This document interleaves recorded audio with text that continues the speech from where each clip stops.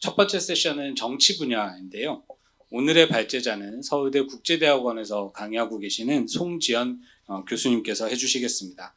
송지연 교수님께서는 국제정치학 분야 연구를 하고 계시고요. 오늘 발표에서는 대한민국의 정치적 현실을 분석하고 우리 사회의 주요 정치적인 쟁점들을 다루어 주실 예정입니다. 송지연 교수님을 무대 위로 모시겠습니다. 큰 박수로 환영해 주시기 바랍니다.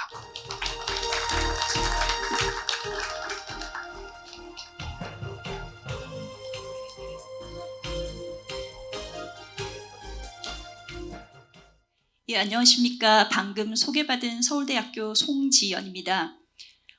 앞에서 최병일 총장님께서 설명을 해주셨듯이 저희가 이번 올해 초부터 재단 50주년을 기념해서 여러 프로젝트를 진행하고 있는데요. 특히 이번에는 저희가 이제 학술 심포지엄을 해서 대한민국 어떤 미래를 꿈꾸는가 혁신적 품격 사회로를 진행을 하고 있고요. 그리고 저와 그리고 중앙대 장훈 교수님께서 저희가 정치 분야를 맡았습니다.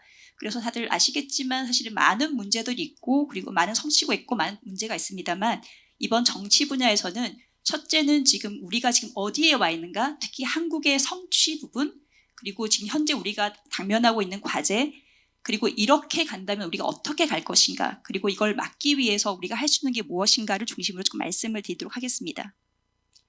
예, 아까 말씀드렸듯이 이게 이제 오늘의 저희 발표의 순서고요. 먼저 이제 우리가 서 있는 곳, 어디에 서 있는가를 중심으로 잠깐 말씀을 드리도록 하겠습니다.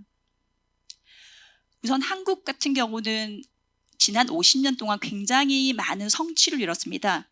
특히나 한국 정치 분야를 본다면 민주화와 산업화를 이룩한 몇 안 되는 아주 성공적인 사례입니다. 그리고 조금 전에 그 좁은 회랑의 개념에서 말씀을 드렸듯이 이 국가와 사회의 건강한 긴장 관계를 통해서 이 좁은 통로, 그 자유를 성취한 몇 안 되는 국가 중에 하나고요. 그런 의미에서 굉장한 성과를 달성한 국가라고 할 수 있습니다. 하지만 다들 아시겠지만 한국이 또 직면한 문제 역시 심각한데요. 지난 50년의 성취에도 불구하고 현재 우리가 당면하고 있는 세상은 아주 심각한 정치 갈등, 그리고 경제 성장의 동력이 동화되어 있고, 그리고 경제 사회적 양극화, 저출산 고령화, 기후변화, 에너지 위기, 지정학적 위기 아주 많습니다. 특히 이제 한국의 정치 부분에서는 많이들 걱정하시는 부분이 정치적 갈등과 양극화가 특히 심화되고 있다는 데서는 다들 동의하시는 것 같고요. 특히 이제 정치의 본질적 기능이라 한다면 대화와 협상을 통해서 갈등을 조정해야 하는데, 현재 특히 최근에 한국 정치의 모습을 본다면 정치가 갈등을 오히려 심화시키고 그리고 양극화를 가속하고 있습니다. 그래서 물론 이런 문제들이 한국만 상황이 아니라 뭐 여러 선진 서구 유럽이라든지 미국에서도 나타나고 있는 공통적인 문제이긴 합니다만, 그럼에도 불구하고 그럼 한국 사회가 당면한 과제에서 우리가 이것을 좀 해소할 수 있는 방안은 무엇인가를 중심으로 말씀을 드리겠습니다. 조금 전에 말씀을 드렸지만 이제 한국 정치의 성과 부분인데요. 우선 민주주의 이행과 공고화에 성공한 나라입니다. 그러니까 민주주의 이행이라고 한다면 이제 권위주의 국가에서 민주주의로 넘어가는 그 이행, 민주화 시기이고, 한국 같은 경우는 이제 87년 민주화를 성공을 했고, 공고화라고 한다면 사실은 또 많은 민주주의 이행 국가들이 민주주의를 유지하지 못하고 이전의 권위주의 국가로 사실 퇴행을 한 국가도 있습니다. 하지만 한국의 경우에서는 민주주의라는 것이 이행도 됐지만 굉장히 안정적으로 유지가 되고 있다는 부분에서는 상당한 성공이라고 평가를 하고 있습니다. 동시에 국가 주도의 경제 성장과 산업화를 달성을 했는데요. 아주 장기적인 전략을 가지고, 그리고 여러 이제 그 다양한 사회적 갈등 세력들로부터 이런 경로를 방해하는 정치, 사회, 경제적 개입에서 자유로운 국가의 자율성, 능력이 아주 뛰어났다고 볼 수 있습니다. 동시에 시민들 역시 높은 정치 참여, 그리고 강력하고 활기찬 시민사회를 달성했다는 점에서 지난 50년 우리 한국 정치가 이루었던 상당한 성과를 평가할 수 있습니다. 하지만 이제 이게 정치적 변화, 특히 민주화 이후에 직면한 문제인데요. 민주화 이후의 민주주의로 일단 말씀을 드리면, 특히 이제 저희가 조금 여러 가지 부분의 정치적 현상이 있습니다만 일단은 선거, 국회, 정당 중심으로 말씀을 드리겠습니다. 우선은 민주화 이후에도 사실은 권위주의 정부의 유산이 있기 때문에 과도한 권력 집중이 남아있고, 동시에 또 제도적 부정합성, 제도가 서로 이제 맞지 않는 균열 상황이 발생을 하였습니다. 우선은 민주화 이행 이후에도 흔히들 말씀하시는 그 제왕적 대통령제가 어느 정도 지속이 되고 있고, 동시에 그러면서 이런 민주의 가치라든지 규범들이 손상이 되는 그런 문제들이 발생했습니다. 동시에 이제 제도적 부정합성으로 인해서 이전에 권위주의 정부가 추진할 수 있었다면 사실은 지금 상황에서는 똑같은 동일한 정책 수단으로는 사실은 진행할 수 없는 그 지속 가능한 정책 추진이 상당히 어려운 상황에 직면해 있습니다. 그리고 민주화로 이행을 하면서, 민주주의 이행을 하면서 그 대통령 5년 단임제를 선택을 했는데요. 이게 장점도 있지만 사실 지금은 좀 단점도 많이 나타나고 있는 상황이라고 생각이 됩니다. 특히 이제 5년 단임제 같은 경우는 정책 추진의 연속성 그리고 책임성 부분에서 상당히 약화되는 문제가 있고요. 동시에 이제 많이들 이미 아시겠지만 한국의 선거 구조라는 것이 흔히 말하는 승자 독식 구조이다 보니, 특히 이제 그 국회의원 선거에서는 소선거구제가 이게 아무리 표를 예컨대 뭐 1%의 차이가 나더라도 그 승자가 가져가는 구도이기 때문에 흔히 말하는 이제 그 뭐 이겨야 되는, 그러니까 승자들만의 이제 위너가 되는 그런 상황이 됩니다. 그리고 동시에 이제 또 다른 부분은 한국이 이제 대통령제다 보니 행정부의 다수당 그리고 의회의 다수당이 일치하지 않는 여소야대의 분점 정부 구도로 인해서 입법이 정체되거나 교착 상태가 되는 상황이 발생하게 되었습니다. 그리고 선거 주기가 사실은 뭐 대통령 선거도 있고 국회의원 선거도 있고 그리고 지방선거까지 합친다면 여러 선거가 있는데, 이런 선거 주기의 불일치로 인한 문제들이 발생하고 있고요. 그리고 이 한국 가장 이제 근본적인 문제는 민주화까지는 사실은 이제 모두가 동의하는 목표 지향점이 있었다면 민주화 이후에 한국 민주주의가 나아가야 되는 방향, 그리고 여기에 대한 철학적, 사상적, 정책적 방향이 사실은 부재하다는 게 문제가 되는 것 같습니다. 그리고 또 다른 부분은 이제 정치적 양극화와 대결적 민주주의 출현인데요. 우선은 정치적 양극화와 포퓰리즘이 아주 많이 발생하게 되는 심각한 상황에 되고 있고요.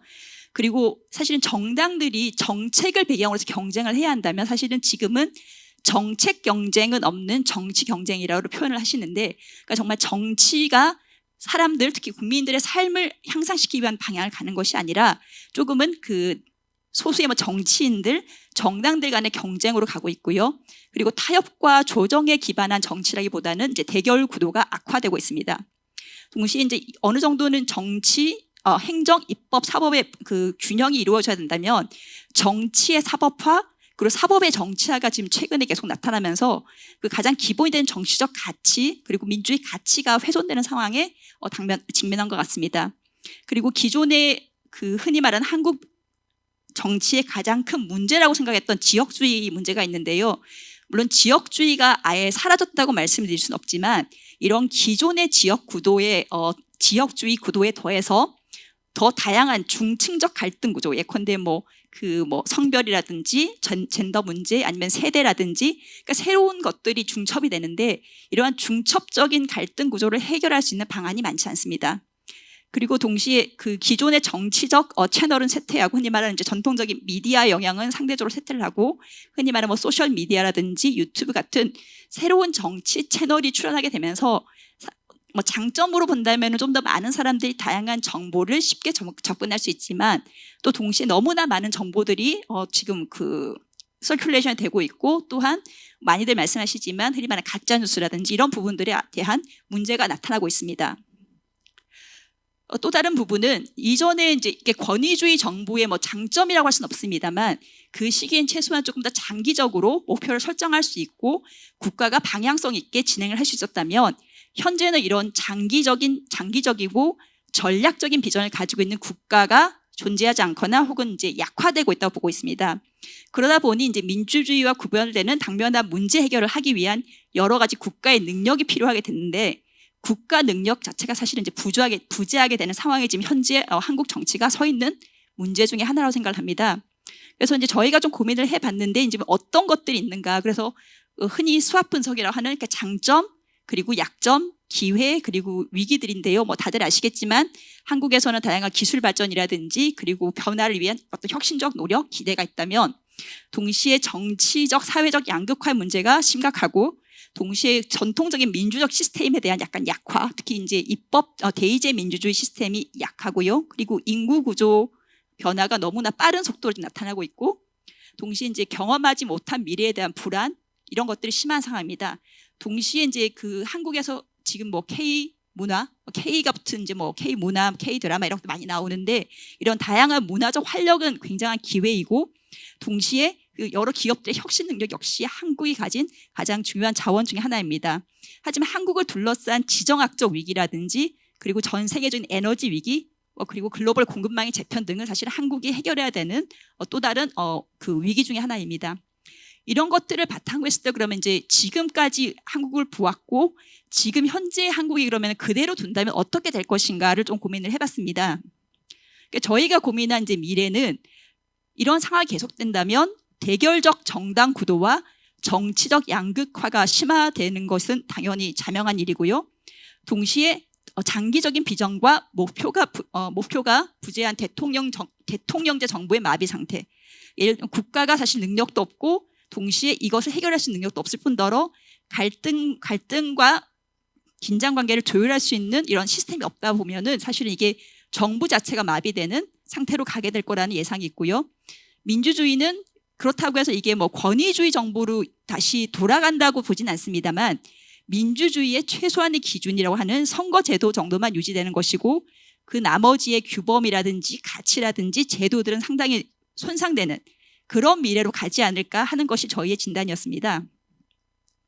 그렇다면 이제 이런 것들이 아니라 우리가 그럼 어떤 미래를 꿈꾸는가를 좀 고민을 해봤습니다. 우리가 생각하는 바람직한 앞으로 50년 후의 미래는 어떤 모습인가를 좀 고민을 했는데, 일단 저희 정치팀에 생각한 미래는 일단은 장기적인 목표와 비전을 가지고 있는 거버넌스를 구축할 수 있어야 하고, 동시에 대립과 갈등보다는 대화와 타협을 통한 민주주의 운영, 그리고 정치 규범과 규칙이 형성되고 이에 대한 존중이 필요하며, 소수의 정치인들의 이익을 대변하는 카르텔 정당에서 국민들의 삶의 문제를 논의하는 정당으로 전환이 필요하다. 그리고 정당 내 민주주의 확대, 특히 뭐 제왕적 당대표 권한의 약화가 필요하고, 당원 구조라든지 아니면 공천제도 등 다양한 정당 내의 문제도 해결을 해야 된다는 게 저희가 이제 생각하는 바람직한 미래입니다. 그럼 이를 위해서 저희가 지금까지 진단한 이대로 둔다면은 나아가게 될 한국의 모습과 저희가 바라는 한국의 모습을 좀 그럼 어떻게 이걸 그 간극을 줄일 수 있을까, 그런 부분에서 3가지 정도로 개혁안을 생각을 해봤습니다. 첫째는 이제 정치 제도 개혁 및 정치 문화 개선으로 말씀을 드리겠는데요.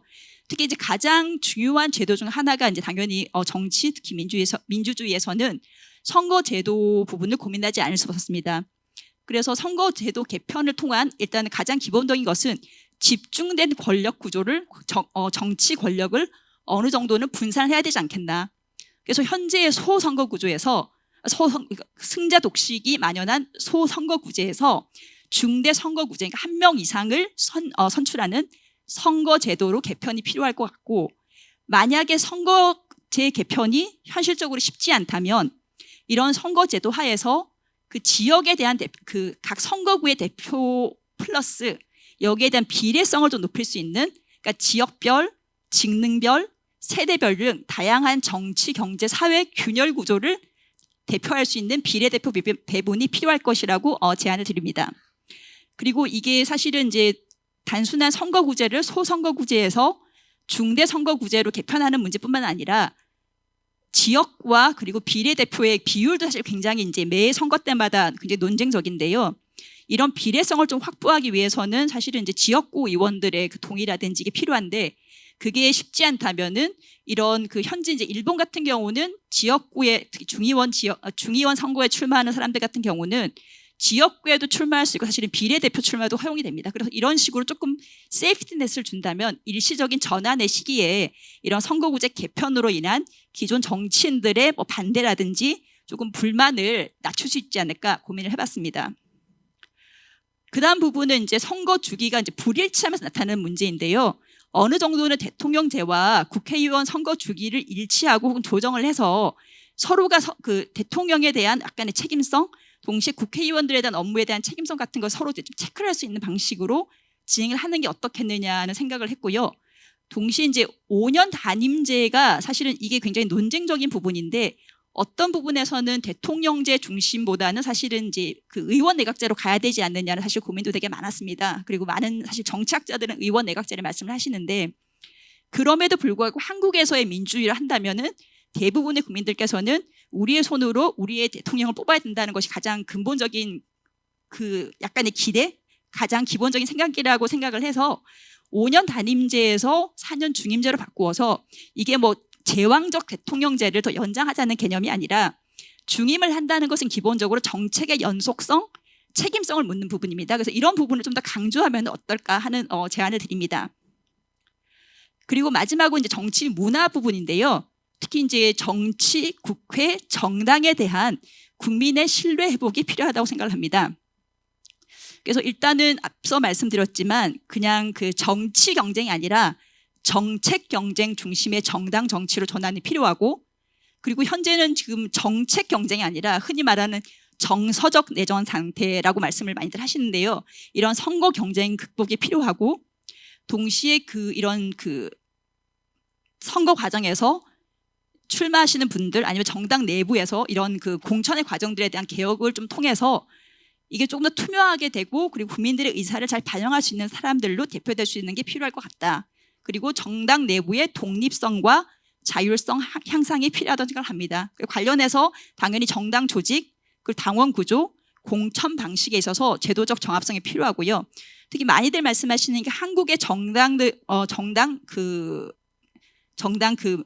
당원들은 사실은 이게 얼마의 그냥 아주 낮은 금액의 당원비만 지불하면은 당원 가입이 가능하는, 하지만 정당의 그 운영 원리라든지 아니면 정당의 정책 결정 과정에 그렇게 관여하지 않는다고 보고 있는데, 이런 걸 조금 더 다양한 방식을 통해서 당원 구조를 좀 다양화하고, 그리고 이런 분들의 의사들이 잘 반영될 수 있도록 하는 제도적 시스템이 필요하고요. 그리고 조금 더 이제 사회적으로 본다면 단순한 정치에 관심 있는 분들뿐만 아니라 일반 시민들의 정치 교육 역시 중요하지 않을까. 특히 이제 civic education이라고 해서 그 어린 학생들, 그 대학생들 중심으로 해서 미래 세대들이 민주주의 가치라든지 그리고 운영 원리 등에 대해서 조금 더 배울 수 있고, 그리고 이런 것들이 체화될 수 있는 그런 기회를 제공을 하면 어떨까 생각을 해봤습니다. 그리고 두 번째 제안으로는 조금 과학기술 혁명에 기반한 정책 수립 및 국가 운영 지원을 말씀드리겠습니다.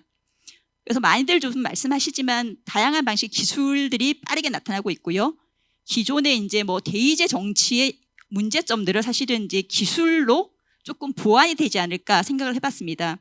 일단은 AI 혁명에 기반한 정책 수립으로 말씀을 드리는데요. 그리고 이런 차이를 극복하기 위해서 좀 더 에비던스 베이스, 그러니까 증거가 있고 그리고 논리가 있는 그런 정확한 진단과 정책 제시가 필요하지 않을까 싶습니다. 지금은 정책에 대해서 논의를 할 때 사실은 정확한 에비던스라든지 아니면 근거가 사실은 서로가 유리한 것들만 가져와서 많이들 말씀을 하시는데, 그거보다는 좀 더 객관적인 방식으로 수집하고 그리고 토론하는 그런 과정이 거친다면 서로가 서로에 대해서 이해하거나 아니면 설득할 수 있는 부분이 늘어나지 않을까, 그렇게 생각을 해봤습니다. 그리고 관련해서는 그 과학기술 혁명을 통해서 새로운 정보들을 조금 더 신속하게 제공할 수 있고, 또한 잘못된 혹은 거짓 정보에 대한 확인이 가능하고, 그리고 이런 것들을 통해서 결국은 국가의 정책 추진 능력과 역량을 강화하는 방안을 고민해봤습니다. 그리고 이제 두 번째 부분은 마찬가지로 과학기술을 활용하는 부분인데요. 이 부분에서는 단순한 에비던스 베이스라기보다는 사실은 이제 그 대의제 민주주의의 문제점을 얘기하시는 많은 분들이, 근데 그렇다고 해서 현재 지금 그렇다고 해서 우리가 이전에 직접 민주주의로 돌아갈 수 있느냐는 부분은 굉장히 이제 회의적인 생각들이 많습니다. 그렇다면 모든 부분에서 국민들의 의사를 직접적으로 물을 수는 없겠지만 주요 사안에 대해서는 국민들이 직접 의사를 표현할 수 있도록 다양한 기술을 활용하여서 전자투표 시스템이라든지 이런 방식으로 현재의 대의제 민주주의가 실현하지 못하는 그런 문제들을 조금 보완을 하는 방안을 고민을 해봤습니다. 그리고 마지막으로는 이제 그 현명한 시민의 정치 참여 기회 확대인데요. 물론 이제 우리의 대표자들이 국회라든지 거기서 잘 활동을 하시지만 지금 나타나고 있는 현재 한국 정치의 상황을 본다면 조금 더 시민들의, 특히 그냥 시민이 아니라 조금 더 현명한 시민들이 정치 과정이나 정치 결정에 참여를 하는 게 어떨까 생각을 해봤습니다. 그래서 이게 지금은 한국이 이제 단원제라고 해서 하나의 그 국회만 있는데, 그러니까 예를 들자면 뭐 미국이라든지 이런 식으로 이제 양원제, 그러니까 상원이 있고 하원이 있는데 현재 이제 국회는 하원처럼 그러니까 선출직 국회의원으로 구성을 하되 상원은 시민들로 구성이 돼서 이분들이 국가의 중요한 사안에 대해서 고민을 하는 방안을 하면 어떨까? 근데 이제 그럼 누가 이 시민 상원 의원에 선출이 되느냐? 아시겠지만 요즘은 이제 배심원 제도 같은 경우는 이제 이거를 랜덤으로 돌려서 선출되는 분들이 있는데 최소한의 기본적인 스크린을 통해서 통과한 기본적인 아주 기본적인 한국 시민들이라면 누구나 참여할 수 있는 그런 기준, 그리고 이런 분들에게 정치 교육과 그리고 정책에 대한 교육을 통해서 이분들이 시민의 눈으로 국민의 눈으로 볼 수 있는 그런 과정을 제공하면 좋겠다는 생각을 해봤고요. 그리고 당연히 가장 큰 이제 고민이 이 사람들이 과연 현명한 시민인가? 그러니까 흔히 말하는 뭐 폭민이 될 수 있는데 그런 폭민을 기대하는 것이 아니라 현명한 시민들로 하여금 대의제 민주주의의 문제점을 조금 더 해소할 수 있게 그렇게 하면 어떨까 한번 고민을 해봤습니다. 그리고 그 상원제, 시민 상원제가 아니더라도 다양한 정책 수기 심의 과정에 시민들의 참여를 확대하여서 예컨대 그 주요 정책 현안에 대해서는 공론화위원회를 운영한다든지 아니면 이런 부분에 대한 그 제안, 최종 결정에 반영할 수 있도록 단순한 논의가 아니라 최종 결정에 반영할 수 있도록 하는 제도적 장치를 마련하는 것이 필요하지 않을까 생각을 해봤습니다. 그래서 이러한 부분들을 통해서 저희가 조금 이제 내린 결론이라고 한다면 앞부분에서 했던 말씀과 조금 이제 그 중복되는 부분이긴 합니다만 일단 저희가 그 정치팀에서 생각하는 우리 한국 정치의 지향점이라고 한다면 조금 더 장기적인 목표와 비전을 설정하고 이를 좀 안정적으로 그리고 효과적으로 추진할 수 있는 정치 체제와 거버넌스를 구축하는 것이 필요하겠다. 이게 일단은 가장 큰 메시지고요. 그리고 현재 좀 집중된 정치 권력을 분산하고 동시에 이 정치 권력에 대한 책임성을 강화하는 방안이 필요할 것 같다는 말씀을 드립니다. 현재는 조금 더 이 정치적 책임성보다는 이제 그 다른 부분들이 좀 강조되는 것 같은데 정책 아니면 정치 과정 아니면 어떤 발언들에 대한 책임성 강화 부분을 좀 저희가 말씀드리고요. 그리고 단순한 법과 제도, 그냥 형식적인 것을 넘어서 구성원들에게 규범과 문화로 체화되는 민주주의를 제안을 드립니다. 이런 것들을 위해서 앞서 말씀드렸듯이 다양한 시민들의 정치 참여라든지 아니면 시민 교육 등을 통해서 이런 것들이 체화되는 과정을 만들 수 있지 않을까 싶습니다. 그리고 과학기술과 그 다양한 혁신을 통한 이런 적극적인 활용 그리고 현명한 시민들의 정치 참여 기회 확대로 인해서 저희가 생각하는 조금 더 한국이 갔으면 하는 그런 바람직한 미래로 나아갈 수 있지 않을까 제안을 드립니다. 예, 정치팀 발표는 여기서 마치겠습니다. 감사합니다.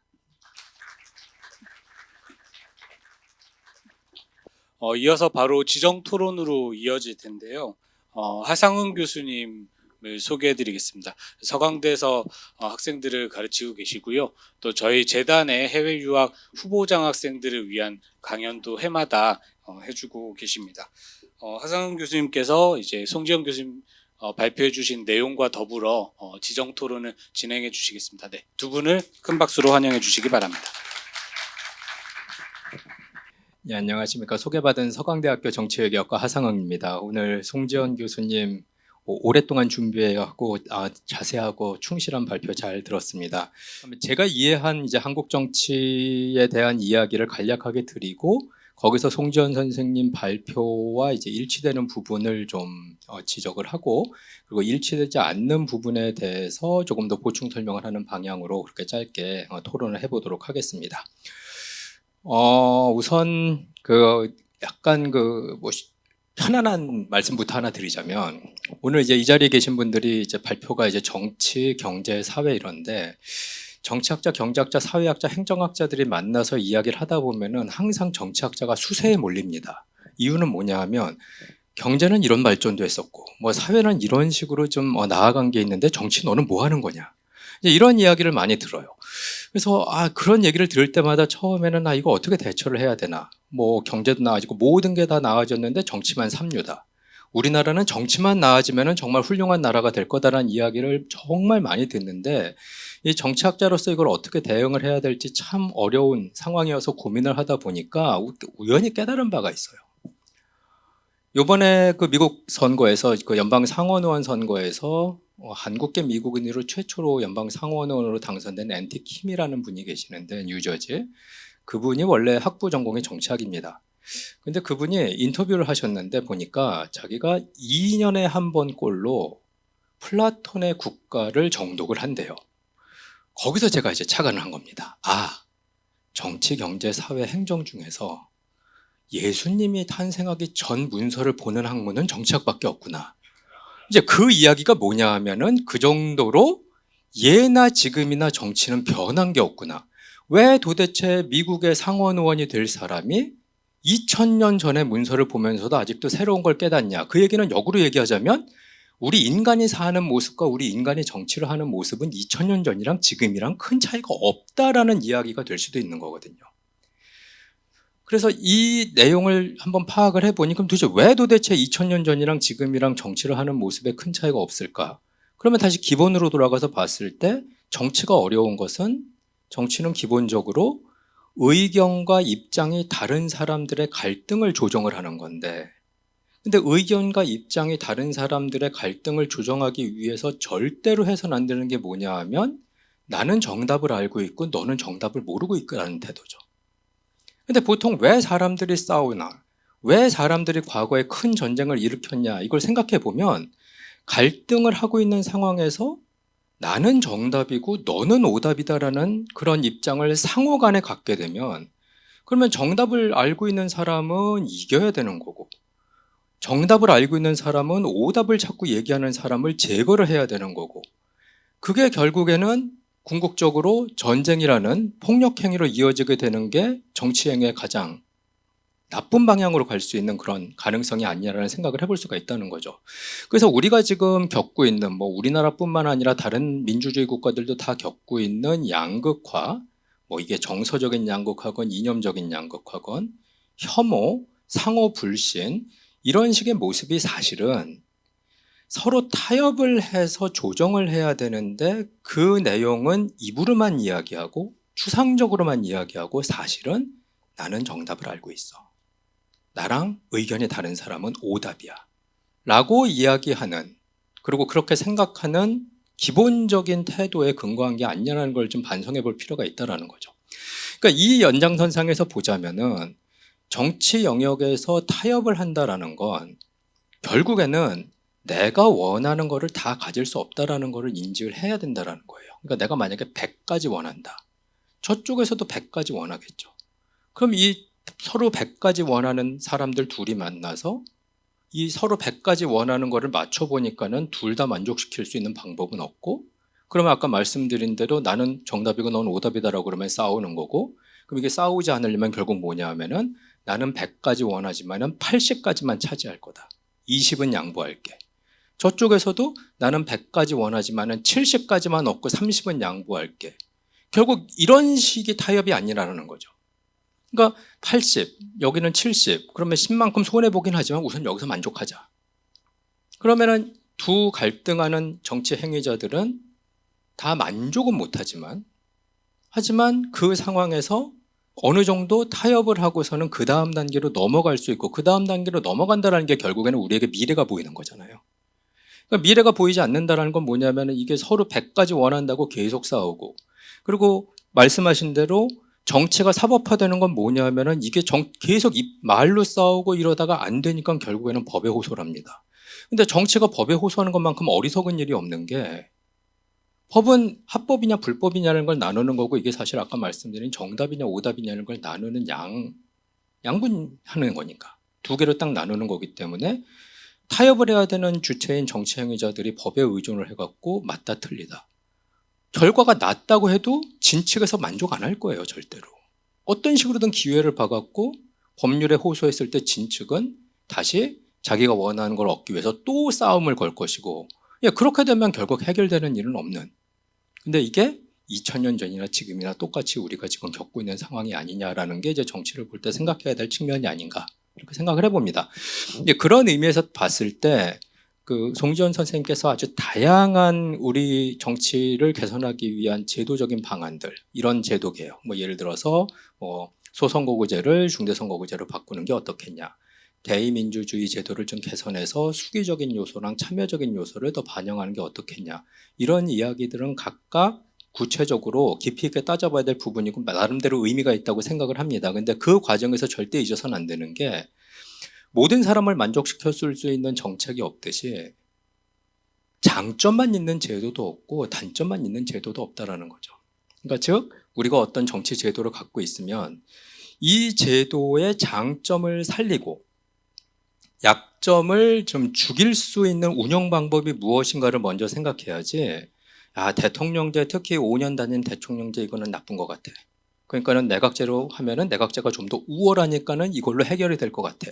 이건 아닐 거라는 거예요. 내각제는 내각제 나름대로 문제가 있고 4년 중임 대통령제는 4년 중임 대통령제 나름의 문제가 있고 지금 우리가 쓰고 있는 제도가 별로 안 좋아 보이니까 나빠 보이지 사실은 다른 제도 쓰다 보면은 지금 우리가 쓰고 있는 정치 제도의 장점이 보일 수도 있는 거고 이런 상황이기 때문에 어떤 제도를 하나를 바꿔가지고 조금 더 정답으로 간다라는 생각보다는 이 제도가 가지고 있는 장점이 무엇인지 단점이 무엇인지를 명확히 파악해서 그 장점을 살릴 수 있는 그 운영의 묘를 한번 생각해 보고 도저히 지금 환경에서 이 제도의 장점을 살릴 수가 없다라는 판단이 들면은 그때 가서 이거 말고 다른 제도가 뭐가 좋을 것인가를 생각하는 게 좋지 않을까 이런 생각을 해봅니다.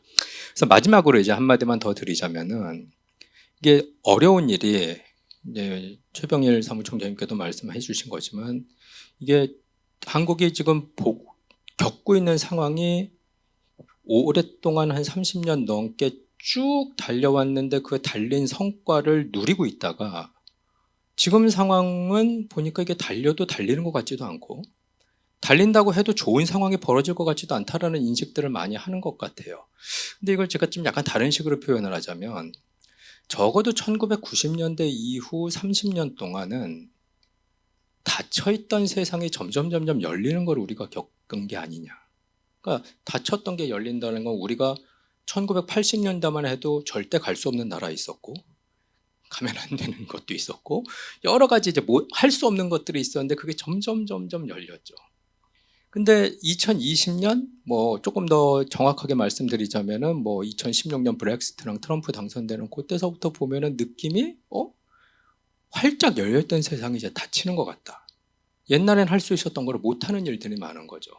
그러니까 요즘 대학생들이 봤을 때 지금 저처럼 50대가 보는 세계관이랑 지금 대학생이 보는 세계관이 완벽하게 다를 거라고 저는 보는 게 저는 닫힌 게 열리는 세상을 봤지만 지금 대학생들은 열린 세상이 닫히는 걸 보고 있는 거라서 우리의 미래를 찾는 데에 과거의 예를 원용을 하는 게 과연 어느 정도 적합할 것인지에 대해서 좀 저는 의심이 좀 듭니다. 그러니까 한 번도 겪어보지 않은 상황인 거고 과거의 경험이 지금 도움이 될지가 명확하지 않다라는 걸 좀 인식을 하고 지금 열린 세상에 닫히는 걸 경험하고 있는 사람들이 우리의 정치, 뭐 우리의 사회에 대해서 어떤 생각을 하고 있는지를 지금보다는 조금 더 적극적으로 듣는 게 뭐 정치면 정치, 사회면 사회, 뭐 경제면 경제의 개혁 방안의 하나의 출발점이 아니겠냐라는 그런 생각을 좀 해봅니다. 예, 이 정도로 하고 마치겠습니다. 감사합니다. 이 하상훈 교수님께서 아주 큰 얘기부터 그리고 구체적인 제안을 말씀해 주셨는데요. 하상훈 선생님 말씀하셨듯이 사실은 이제 정치학자들이 어디 가면은 좋은 소리를 못 듣습니다. 항상 정치가 문제라고 얘기를 하셔서 저희 프로젝트 하면서도 정치만 좀 아이디어를 잘 내면 좋지 않을까 많이들 말씀하셔서요. 저희도 이제 고민 끝에 장원 선생님과 이제 아이디어를 냈는데 여전히 이제 그럼에도 불구하고 지난 한국이 걸어왔던 길에 대한 사실상 굉장한 자부심은 저희가 가질 수 있는 거라 생각을 하고 동시에 이제 하나의 문제는 아까 이제 두 가지를 이제 하 선생님께서 지적해 주셨는데 하나는 기존의 제도에 대해서 그럼 이걸 어떻게 할 것인가 사실은 그 문제도 고민을 많이 했어요. 왜냐하면은 이게 안 맞다고 해서 뭐 또 다른 걸 우리가 가져와서 한다면 이게 성공한다는 사실 보장은 없는 것이고 그리고 하상 선생님 말씀하셨듯이 그게 가져온다고 해서 이게 반드시 성공하지는 않지만 기존의 문제가 이게 제도적인 문제인 것인지 사람의 문제인 것인지 운영의 문제인지 굉장히 다르기 때문에 이런 부분들이 여전히 저희도 고민스럽고 그럼에도 불구하고 이제 또 많은 분들께서는 이런 제도가 한 30년 특히 저희가 이제 87년 체제라고 많이들 얘기하는데 87년 이후에 가져왔던 이것들이 이제 어느 정도 시간이 흘렀는데 여전히 문제를 해결하기보다는 문제를 또 악화시킨다는 논의들이 많기 때문에 이제 한 번쯤 생각을 해볼 수 있지 않을까 이제 그런 고민을 시작을 했고요. 하지만 선생님 말씀도 이제 그 일면 동의를 하면서도 이런 제도를 가져올 때 항상 고민스러운 건 제도가 그냥 제도만 가져오는 게 아니라 거기에 같이 연동된 문화라든지 역사라든지 그게 같이 연동이 되는 건데 한국에서 많이들 말씀하시는 제도 자체만 많이 가져옵니다. 이 선거 제도가 이 정치 제도가 굉장히 좋으니까 가져오면 좋겠다고 하는데 근데 그게 잘 되는 이유는 사실은 단순한 제도적 세팅이 아니라 이걸 가능하게 만들었던 사람들의 경험이라든지 문화라든지 규범이 있는데 한국에서는 이제 그런 것들까지는 사실 많이들 말씀하지 않으셔서 일단 제도를 단순하게 가져오는 게 좋은 것인가 당연히 맞는 말씀이시고 동시에 지금 제도를 운영하고 있는 지금 현재에서 이게 문제가 생긴 게 제도의 문제가 아니라 아까 말씀하셨던 다양한 운영이나 사람의 문제, 규범의 문제가 있기 때문에 그런 부분들을 고민을 하도록 하겠습니다. 그리고 사실 마지막 부분은 저희도 고민을 하고 있는데 흔히 말하는 이제 우리 때는 잘했으니까 이렇게 하면 잘 될 거야라는 이제 이게 조금 있는데 근데 아까 하 선생님 말씀하셨듯이 저희가 아직 듣지 못한 그러니까 저희도 나름 이제 많이 들으려고 합니다만 아직은 고민스러운 게 지금 젊은 세대 흔히 말하는 앞으로 50년 뒤를 이끌어 나갈 이 젊은 사람들이 사실은 뭘 생각하는지까지는 저희가 잘 파악을 못 하겠습니다. 그러니까 얘기를 듣긴 합니다만 이게 어느 정도의 사실은 젊은 세대들의 대표성인가? 그러니까 지금의 세대들은 사실은 그 저희 때와는 또 다르게 대표성이라는 것들이 좀 어려운 것 같습니다. 각자가 너무나 생각이 다르고 그리고 또 가진 그 가치의 그 베리에이션이 높기 때문에 그래서 이런 부분들을 이제 고민을 하고 있고 그리고 당연히 이제 이전의 것들의 그 좋은 것들은 가져오겠지만 이게 그대로 저희도 뭐 가져갈 수 있다고 생각하지 않고 하지만 말씀 주셨듯이 지금 세대 앞으로 이제 한국을 이끌어 나갈 젊은 세대들이 뭐를 기대하고 뭐를 희망하고 뭐를 갈구하는지를 조금 더 저희가 이 프로젝트 반영을 해보도록 하겠습니다. 예, 좋은 말씀 감사합니다. 예, 그 관련해서 좀 이어서 좀 말씀을 좀 한두 가지 정도 더 드리자면은 이제 우선은 이제 다 아시는 대로 뭐 이제 우리나라만 지금 그런 게 아니라 모든 민주주의 국가들이 지금 위기를 겪고 있는데 근데 그 민주주의 국가가 위기를 겪고 있는 뭐 이제 모습도 다양하고 그리고 그걸 이제 접근하는 방식도 다양하지만 그 송지연 선생님께서 정확하게 지적하신 그 한 문제가 사실 민주주의 위기를 요약하는 데 도움이 돼요. 그게 뭐냐 하면 정치 제도를 민주주의로 운영을 해봤는데 사회 문제가 해결이 안 된다. 그러니까 예를 들어서 저출산 문제가 있는데 이거 민주주의 해결 안 되는 것 같고 그럼 도대체 민주주의 말고 그럼 권위주의 국가는 해결하는 게 있냐. 뭐 하나의 예를 들자면 10년 전만 해도 옆에 큰 나라 중국이 대기 오염 때문에 문제가 많다고 그러고 그리고 그게 가끔씩 넘어와서 우리가 불평불만을 하고 이랬던 기억이 나실 겁니다. 그런데 권위주의 국가 중국이 미친 듯이 친환경 정책을 밀어붙이니까는 지금은 그런 얘기 안 나오고 전기차에서 전 세계에서 가장 선도주가 된 나라가 지금 중국이에요. 그러니까 그걸 보면 중국은 갈 때마다 바뀐다. 나아지는 것 같다. 더 이상 북경에 스모그가 존재하지 않는다. 근데 우리나라는 민주주의 국가인데 왜 도대체 사회에서 문제라고 생각하는 게 해결이 안 되냐. 이렇게 생각하시는 분들이 분명히 있고 어느 정도는 사실이고 그리고 이게 민주주의가 그 권위주의보다 더 좋은 표현이 좀 어색할 수도 있지만 정치체제라는 걸 보여주기 위해서는 민주주의 하에서도 문제가 해결된다는 걸 보여줄 필요가 있다는 게 지금 당면한 과제인 것 같아요. 근데 또 역으로 생각을 해보면 문제가 있는데 그 문제가 잘 해결이 안 되는 게 또 민주주의의 장점이 아니냐라는 걸 생각해 볼 수 있다는 거죠. 그러니까 뭐냐 하면 권위주의 국가에서는 어느 한 방향으로 정책을 정하면 그걸 밀어붙여 가지고 눈에 보이는 문제를 해결하는 거는 빠를 수 있겠지만 사실 권위주의 국가가 민주주의 국가와 결정적인 차이점은 권위주의 국가에서는 불만이 있는 사람들의 목소리가 안 들리는 게 권위주의 국가잖아요. 그러니까 민주주의 국가는 모든 사람들이 다 한 표를 행사할 수 있고 아무리 부자도 한 표고 아무리 가난한 사람도 한 표고 아무리 공부를 잘한 사람도 한 표고 아무리 공부를 못한 사람도 한 표인 1인 1표제에 기반한 민주주의 국가에서는 조금이라도 불만이 있는 사람들은 자기의 목소리를 낼 수 있는 그래서 저 멀리서 발전을 해가지고 서울로 전기를 보내기 위해서 송전탑을 만드는데 송전탑의 지도를 그리는 데에도 몇 년씩 걸리는 게 민주주의인 거고 권위주의에서는 자로 대고 그으면 되죠. 그리고 밀어붙이는 거잖아요. 과연 이게 그럼 문제 해결이냐? 이런 생각을 좀 해볼 수가 있다는 겁니다. 그래서 문제가 있고 그 문제를 해결하는 게 중요한 건 맞는데 그 문제를 빠른 속도로 해결을 하는 게 과연 우리에게 정말로 필요한 것인지에 대해서는 자문해 볼 필요가 있고 즉 문제를 빠르게 해결하는 거랑 정치 공동체에 다양한 의견을 갖고 있는 사람들의 목소리를 한 번이라도 들어보기 위해서 시간을 더 들이는 거랑 이 두 개를 비교했을 때 과연 어느 게 낫냐? 그럼 저처럼 이제 민주주의 체제에 오래 적응하고 정치학자로서 민주주의를 지지하는 입장에서는 시간이 오래 걸리고 문제가 더디 해결되더라도 많은 사람들의 목소리를 들어야 된다는 게 저의 입장이에요. 근데 정답을 추구하시는 분들, 빠른 문제 해결을 바라시는 분들은 그게 아닐 수 있기 때문에 여기서부터 좀 갈등이 생기는 것 같다라는 거고, 그리고 아까 이제 젊은 사람들 이야기 이제 말씀, 젊은 세대, 게다가 우리나라 젊은 세대는 소수잖아요. 게다가 숫자로 봐도 이제 소외된 사람들 이제 말씀을 좀 드릴 필요가 있는 것이, 이게 어떻게 보면 이제 우리나라의 문화, 오늘 이제 다 아시는 대로 인지 못하신 분도 계시겠지만 오늘 수학 능력 시험 날입니다. 1974년 재단이 성립된 이후 우리나라에서 아마도 한 번도 안 바뀐 게 이 뭐 학력고사면 학력고사, 본고사면 본고사, 수능이면 수능제, 이 날 이제 그 학부형들이 가지고 있는 어떤 그 묘한 감정, 이건 아마 1974년 이후로 단 한 번도 변하지 않았을 거예요. 그만큼 이제 우리나라의 이제 문화에 깊이 뿌리 박혀 있는 게 이제 입시 문화인데, 입시 문화라는 게 다른 게 아니라 좀 안타깝지만 1974년 재단이 만들어졌을 때랑 지금이랑 솔직히 우리가 얘기하는 대학 서열은 별로 안 바뀌었을 거예요. 아마 지방에 있는 의대가 요즘 조금 예전보다 올라왔거나 뭐 이런 건 있겠지만 50년 전에 한국의 대학 위계랑 그다음에 지금 현재 우리 대학 위계는 그렇게 바뀌지 않았을 것 같다라는 게 저의 생각이고, 아마 다른 분들도 그렇게 생각하실 겁니다.